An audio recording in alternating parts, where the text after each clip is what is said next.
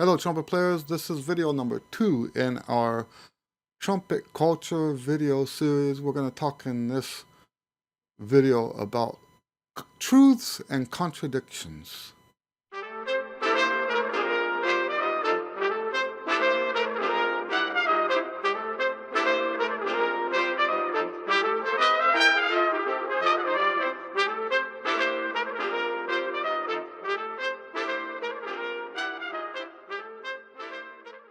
I don't care which culture you come from or subculture.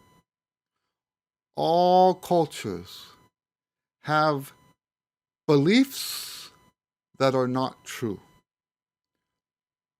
Now, I didn't get that from a book. That's just my anecdotal experience. All cultures have beliefs that are not true. And me personally, I'm okay with that. Let's use for an example, Thanksgiving. They say that the first Thanksgiving never happened. Well, I don't have a problem with that. It's still part of my culture. It's part of my culture, and it's actually not a bad thing. Basically, the first Thanksgiving teaches us stuff. Remember in the previous video, I'm talking about what is the importance of culture. Culture, hands down, from generation to generation, knowledge and wisdom. That's why it's important. That story that's not true about the first Thanksgiving teaches us stuff that's valuable. It teaches us how to get along with people who are not like us. It teaches us about harvest season. It teaches us about being thankful for what we have. If you find something that's bad about Thanksgiving, it's because you put it there. You're looking for it. Let's use Christmas also as an example. Christmas, Jesus was not born in December. In fact, one of my favorite Christmas carols, The Snow Lay on the Ground, right? Da da da da da da da da da da da da da da da da da da, right? It's the same thing as another hymn, right? There was no snow. The Bible doesn't say anything about snow because it wasn't winter. It's been proven both by biblical scholars and by historians that there's no way Jesus was born in December. And they believe, some historians believe, that the reason why we celebrate, now this is just one version, I've heard other things too. The reason why we celebrate Christmas in December is because of persecution. The early Christians were persecuted if they celebrated Christmas. So they used a pagan holiday to hide their celebrations. If you have a celebration at the same time as all these other people are celebrating, you have less of a chance of getting caught. That's the way some historians tell it. Now, there are other explanations as well. And it also explains why we have all the greenery in our... Now, some people have since then said that's not true either. Right? So we have a double whammy. That's not Christmas. Christmas wasn't where he was, when he was born. And the greenery isn't even from the pagan blah, blah, blah, right? I don't care. That greenery is part of my Christmas culture. The Christmas tree is part of my Christmas culture. It doesn't matter to me that those things are not true, because if you were going to only live according to what was true, you'd be dead. You would have no life. There is so little genuine truth in the way we live our lives. There is absolutely nothing wrong with celebrating Christmas. I actually personally believe that we should be celebrating Christmas every day of the year. But I also like the lights. I also like the greenery. I also like the gift giving. I like the music. I like Christmas carols. I like Christmas songs. It's the most wonderful time of the year, right? so, um, so I don't have a problem with the things that are untrue until they create a problem. And that's what happens in our music culture. And the first example I'm going to use is the one from jazz that I use all the time. There is a cultural phenomenon, a compliment that people will pay you if you're a great player. They will say, "Man, you're such a great player. You never repeat yourself." And so in almost every context, I don't care that someone would say that, even though it's not true. There's no truth to that. All of the greats repeated themselves. Charlie Parker was the worst offender. Clifford Brown, a huge offender. I like to look at it this way. Telling somebody they can't play an improvised solo without repeating themselves is like saying someone that they need to write a short story without using any words twice. That's ridiculous.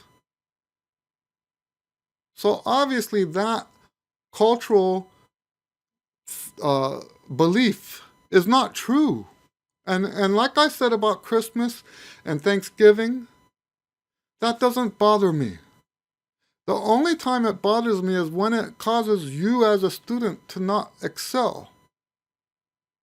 If you as a student hear somebody else compliment somebody and say, "Oh, that guy's such a great player, he never repeats himself," and then you embrace that and think that you're not allowed to repeat yourself, that's when I, as your teacher, have to step in and say, "That's not true. That's just a cultural thing that people say." I'm not against the culture. I'm not going to destroy the culture just because one thing that they say is not true. And there's a lot of these, but there's not enough of these untruths to take away from that knowledge and wisdom that's handed down. It's not enough to say this is wrong, therefore we're going to destroy your culture. That's not right. You know, the way I like to look at this, if there's something in your culture that's not true, so for example, you'll never hear me give that compliment because I don't think it's true. So if you feel like there's something in your culture that's not true, then you be the one to change that. Be part of the culture and change where it goes from you. So in the culture, things were handed down to you, down to you, down to you. Now it's on you. It's your job now to filter it through and say, "Do you know what? This is not right. This is not right." Now, when you pass it on to your students, and this is what I'm doing here, right?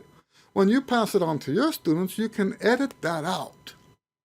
You don't have to tell them, "Oh, make sure you never repeat yourself." You can do that.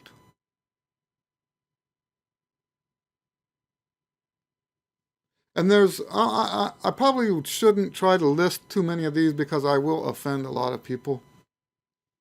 Because I don't have a problem with these things that are not true. It's only when they cause you as the student to not excel. That's when I have a problem with it. And it's the same thing in culture in general, right?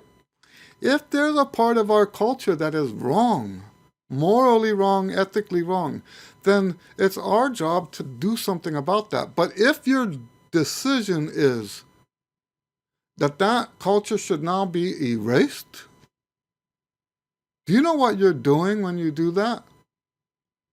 Don't tell me you're concerned about some frog in Brazil. the extent what do you call it, the extermination of that species. Don't tell me you're concerned about that if you're not concerned about what's culturally taken away when you do, from this world. I can promise you that any culture that has been around as long as jazz or classical music has been around is more of a contributor to the the goodness of this world than that frog will ever be. So don't tell me you want to go around destroying a culture. And, that might sound weird because, well, I mean, what trumpet player ever said we should destroy the culture? There are trumpet teachers that talk like that.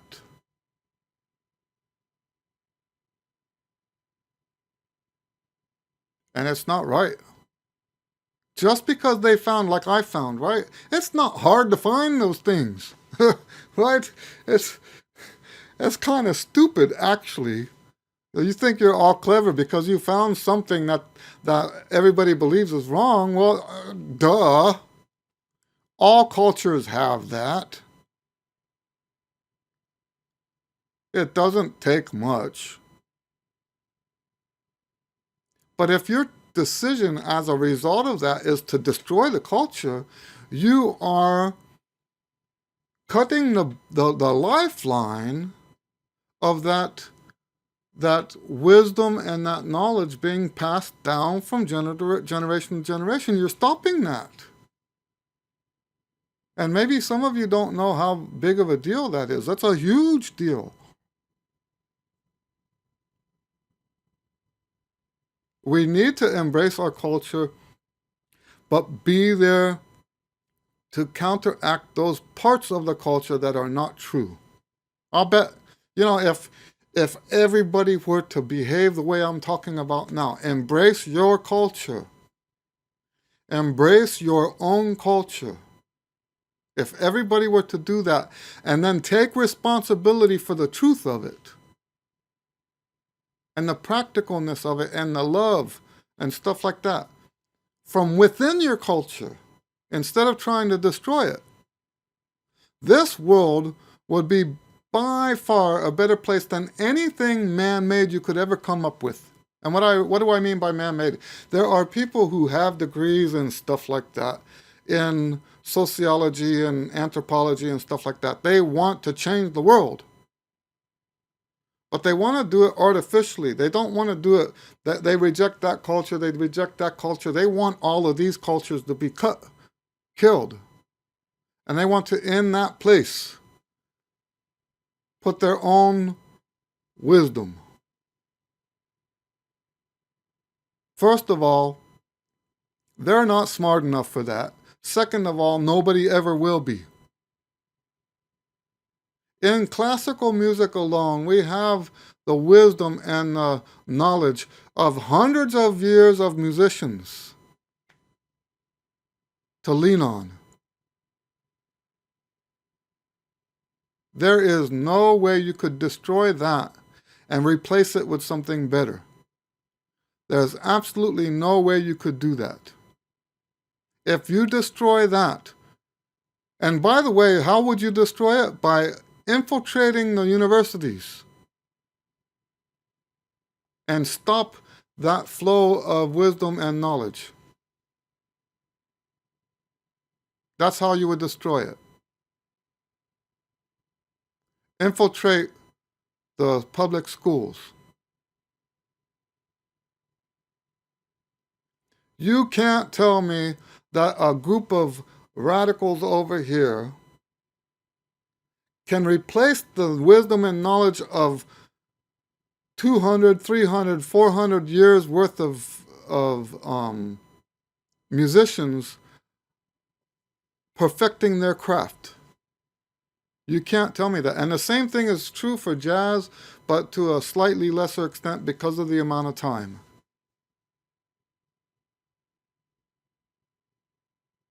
So that's where the contradiction comes from. I do say embrace your culture, and I think this is just as true for your culture. You know how much I love to sing hymns. That's because I grew up singing hymns.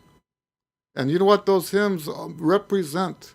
The culture that I grew up in, and that culture that I grew up in is what handed down right and wrong, handed down what's expedient and what's not expedient. It handed down wisdom that if I didn't have that wisdom, I wouldn't be teaching you today. And that's, by the way, and I'm not making a political statement, but I want you to see how this works. That's why fatherless families are so disadvantaged. Because that chain, I'm not saying that the mothers can't pass it down, but it's how much harder is that to do when the mother has to do everything?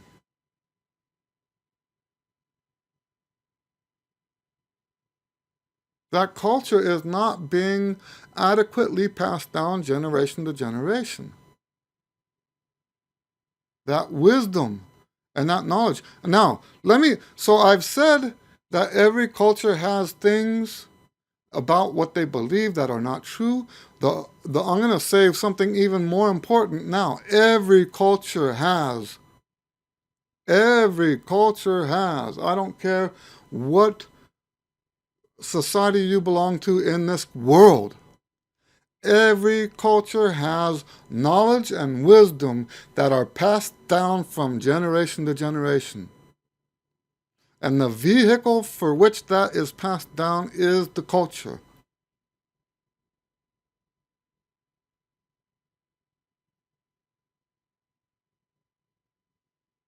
All right? Woo! I'm on it today. That's why all this stuff is so important. If I, as your teacher, want what's best for you, then what I want for you is for you to be part of the trumpet culture. I want you to be part of the either jazz or classical or both cultures. And I want you to be an active participant in your culture. Because that's what's best for you. Not just you as a person, that's not my job. That's out of my I have a line that I draw, and that's not my job. I don't cross that line. I'm not talking about what's better for you as a person. I'm talking about what's better for you as a trumpet player. I have long said this, that if you are not a functioning member of your society, if you're not participating in your culture, I keep doing this with the culture. I see the culture as a dome that covers all of us. I even visualize that dome as being gold. I don't know where that came from. So I see us all under this golden dome of knowledge and wisdom. And that there are millions of these domes, maybe not millions, thousands, hundreds of thousands of these domes around the world. And I value every one of those domes. I would not in my lifetime want to see a single culture destroyed, not a single one of them, not one. Correct the things that are not right. Correct the things that are poisonous or wrong or evil. Correct that. But don't destroy it because there's value in that. And so what I'm saying is your trumpet playing will not be the best that it can be if you are not connected to those three cultures. Your family's culture, the classical or jazz culture. Now, if you're not a classical or jazz player, then apply it to what we're talking about. And then the trumpet culture. The trumpet culture, now these are each subcultures, but the trumpet culture is just as valuable as the others.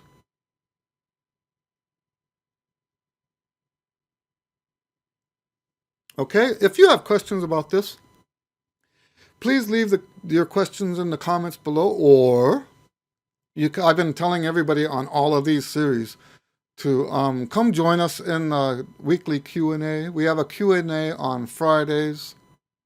Not every Friday, but we like to have them pretty regularly. This video is coming out in December, so I work a lot in December, so maybe not in December. We'll see. I don't know. Maybe COVID again will make me have every week in December. Who knows? We don't know this. But yes, this is important. If you have questions and want to ask, this is part of being a part of the culture, right? Whether people like it or not, I'm part of the trumpet culture. You know, so, and if you, that's one way you can be part of the trumpet culture, is come join us at the Q and A. How's that for an ad? Okay. Other than that, God bless you. We'll see you guys on the next video. Thank you.